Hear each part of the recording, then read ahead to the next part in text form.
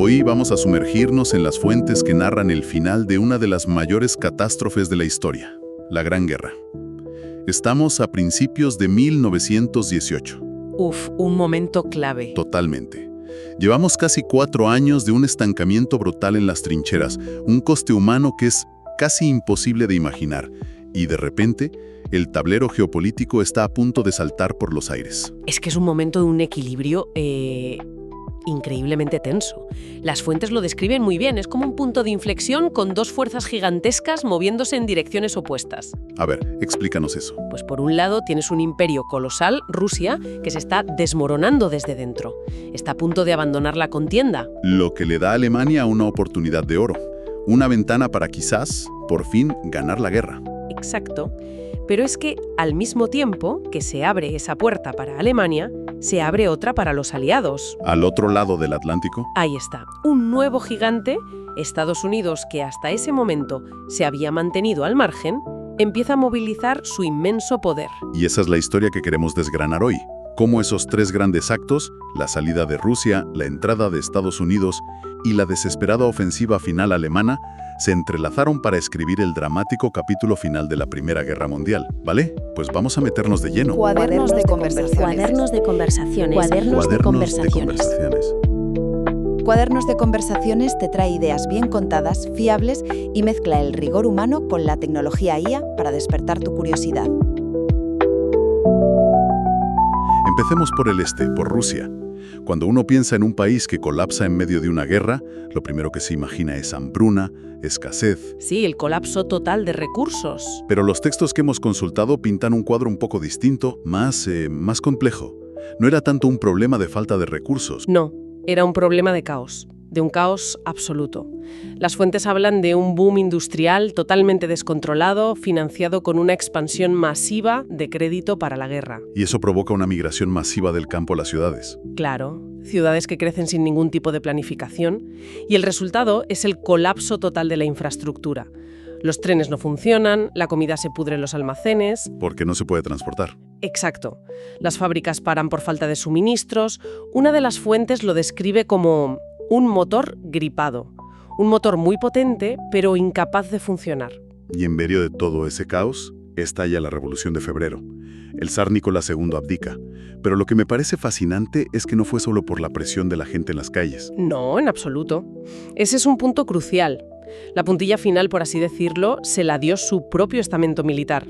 Su propio Estado Mayor. Sí, fue su jefe de Estado Mayor, el general Alexiev, quien le dijo que tenía que abdicar. El mensaje fue brutalmente claro. El ejército no iba a reprimir una revolución en la retaguardia para salvar al zar. Se quedó completamente solo. Totalmente solo. El pilar de su régimen le dio la espalda. Y de ese vacío de poder surge una situación extrañísima. Un poder dual, el gobierno provisional por un lado y el Soviet de Petrogrado por otro. Y es el Soviet el que emite la famosa Orden número 1. Cuando la leí es que no me lo podía creer. Parece una orden para desmantelar un ejército desde dentro. Es que es dinamita pura para la disciplina militar. Abolía el saludo a los oficiales, establecía comités de soldados en todas las unidades y, lo más importante, A ver. decretaba que las órdenes del gobierno provisional solo debían obedecerse si no contradecían las del Soviet. Vaya tela. Y la guinda del pastel. Garantizaba que las tropas que habían participado en la revolución en la capital no serían enviadas al frente. O sea que legalizaron la insubordinación y encima premiaron a los revolucionarios dejándolos en casa. Es el fin de cualquier capacidad de combate. El fin. Y aquí es donde la situación se pone, realmente interesante, porque entra en escena Lenin. Y no entra de cualquier manera. No.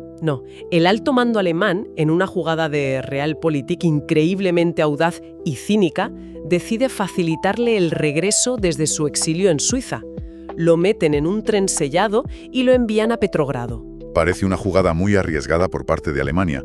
¿Pensaban que podían controlar a una fuerza como Lenin o simplemente apostaron por el caos? Apostaron por el caos. Sabían que Lenin era un virus revolucionario. Su único objetivo era que infectara a su enemigo, Rusia. Y vamos, Lenin cumplió con creces. Llega a la estación de Finlandia con su mensaje. Un mensaje clarísimo. La Revolución de Febrero era solo el primer paso, una revolución burguesa. Hacía falta una segunda revolución para dar todo el poder a los soviets.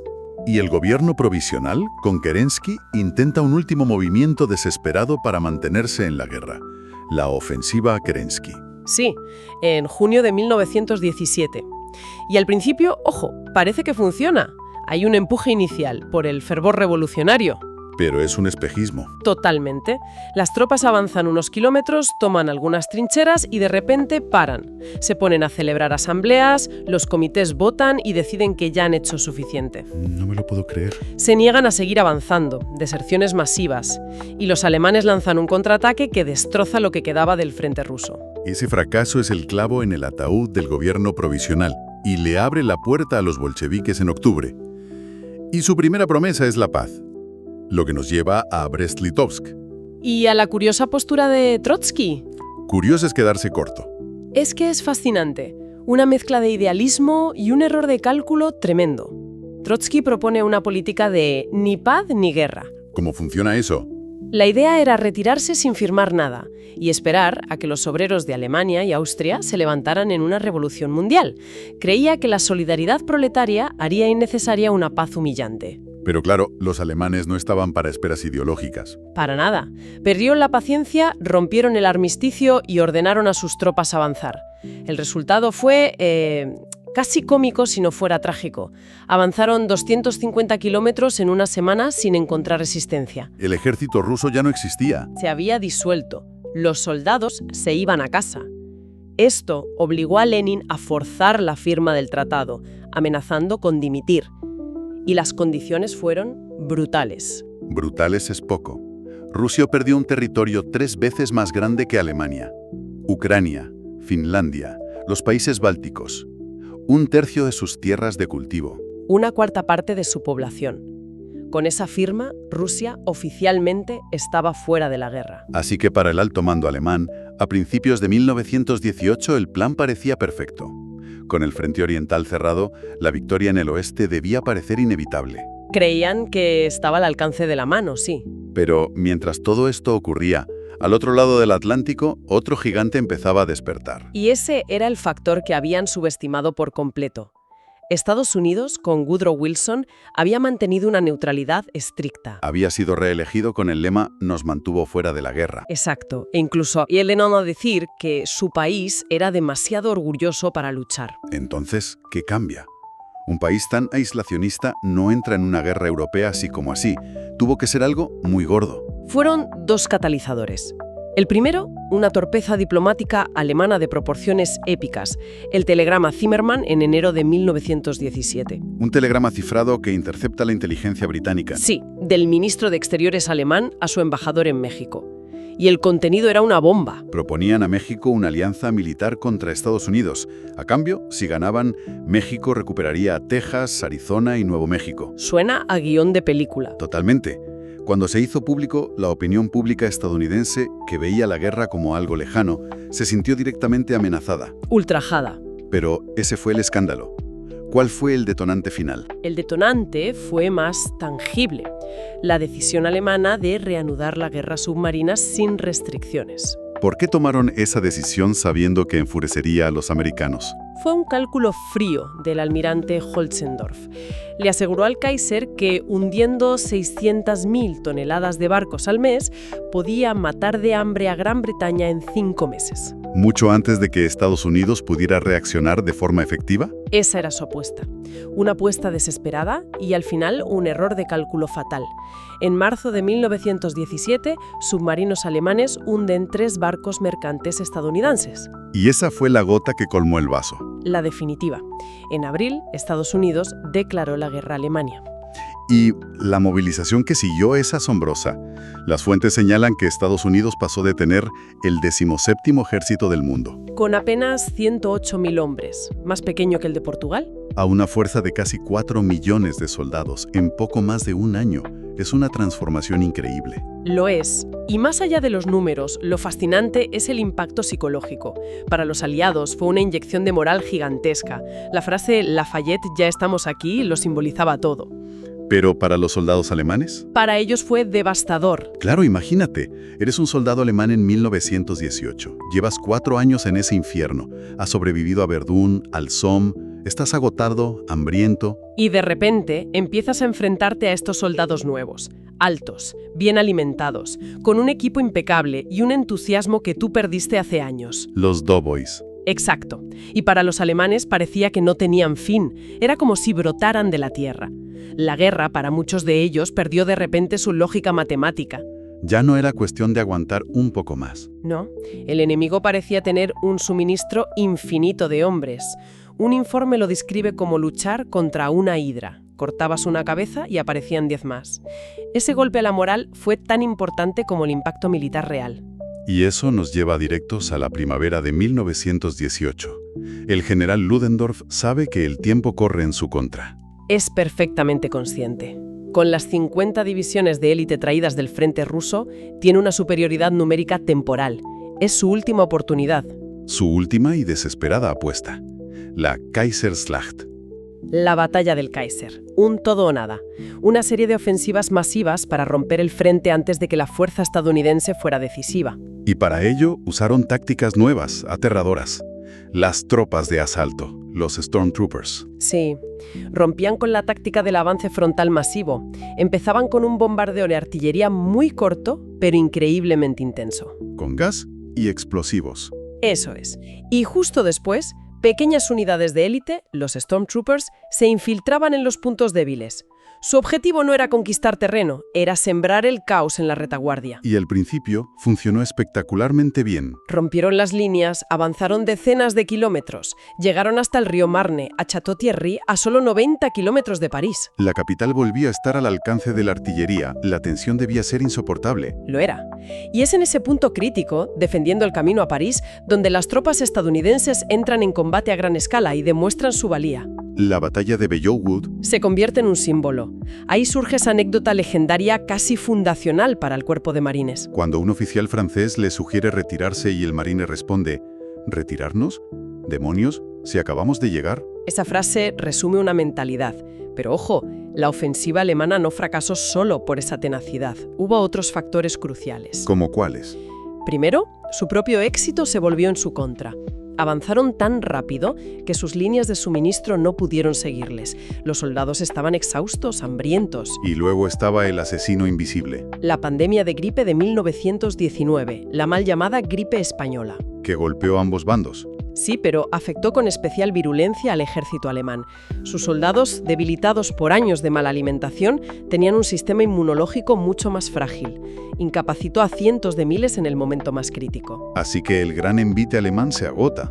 Y a partir del verano de 1918, el péndulo oscila violentamente en la otra dirección. Comienza la ofensiva de los 100 días. Ahora son los aliados, reforzados y bajo el mando unificado de Foch, quienes atacan sin descanso. El 26 de septiembre, Foch da su famosa orden: todo el mundo a la batalla. Y logran romper la línea Hindenburg. La rompen, sí.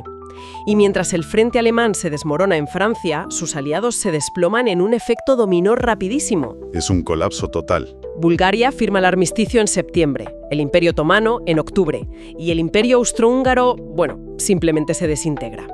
Alemania se encuentra de repente completamente sola. Es increíble. Después de 4 años de punto muerto, todo se derrumba en semanas. Y el golpe de gracia no llega en el frente. No, llega desde dentro.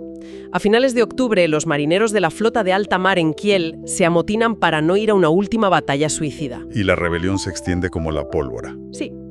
Se forman consejos de obreros y soldados por todo el país. Es una revolución. Ante el colapso total, el 9 de noviembre, el Kaiser Guillermo II abdica y huye a Holanda. Se proclama la República. Así que la delegación alemana que va a negociar el armisticio ya no representa al imperio. Representa a un nuevo gobierno republicano que apenas controla el país.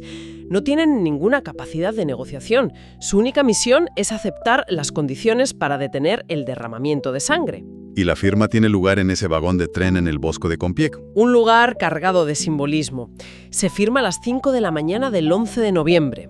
El alto el fuego entraría en vigor 6 horas después. A las 11 de la mañana del día 11 del mes 11. Después de más de 4 años y 10 millones de soldados muertos, las armas finalmente callaron. Entonces, si tratamos de unir todas las piezas, ¿qué significa todo esto? El colapso de Rusia le dio a Alemania una ventana, una última oportunidad. Sí, y Ludendorff apostó todo a una sola carta, a un golpe de caos en el oeste. Pero fue una apuesta contra el reloj. Y el tiempo se les agotó. La entrada de Estados Unidos, con su poder industrial y humano casi inagotable, no solo reforzó militarmente a los aliados. Les dio una ventaja psicológica decisiva. Claro, cerró esa ventana de oportunidad de golpe. La ofensiva final alemana fue un esfuerzo monumental, brillante militarmente, pero luchaba contra un enemigo que recuperaba fuerzas mucho más rápido de lo que ellos las perdían. Así que la guerra termina. Los cañones se silencian. Pero ¿la historia termina ahí? En absoluto. Y esa es quizá la reflexión final más importante que nos dejan las fuentes, muy inspirada en el historiador John Keegan. El armisticio silenció los cañones. Se desmanteló 4 imperios centenarios: el ruso, el austrohúngaro, el otomano y el alemán. Y al hacerlo, redibujó por completo el mapa de Europa y de Oriente Medio, creando nuevas fronteras, a menudo artificiales, y nuevos focos de conflicto. Más de un siglo después, en lugares como los Balcanes o en esas fronteras trazadas con escuadra y cartabón en Oriente Medio, seguimos viviendo con las consecuencias de aquel colapso. La guerra terminó, pero su legado y sus misterios siguen muy, muy presentes.